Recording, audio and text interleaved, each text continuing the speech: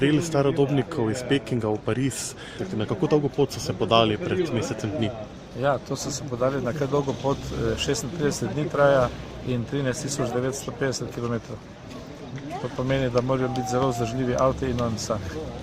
Vendar pa to ne pomeni, da vsak dan vozijo. Videli smo, da so na poti že imeli nekaj dni namenjenih počitku, ravno na zadnje v Budimpešti. Ja, oni imajo vsak teden, po enem tednu imajo en dan počitka, ne počitka kot počitka, ampak da pripravijo avte, popravijo in pripravijo za naslednji teden. In popravili je kar nekaj, smo videli. Popravili je pa ogromno. Ja. Tudi danes čakajo Mariboru popravila, sem že naročil name zdaj, da čakajo.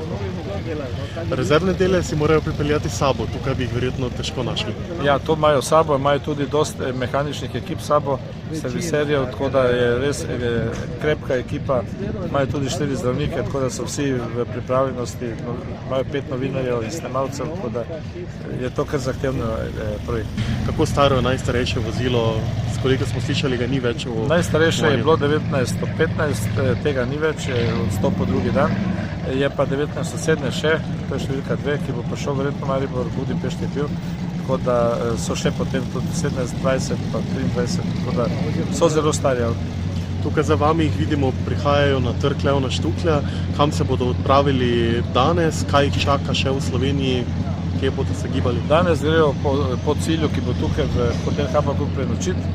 Jutri imajo najbolj naporen dan na po mojem celem reliju, ker imajo 5 točnostnih zahtevnih voženj, pri nas in eno spretnostno na Vranskem, potem prenočijo v Ljubljani, v sredo imajo pa še eno točnostno in potem grejo okrog Bleda v Italijo nazaj in naprej proti Parizu.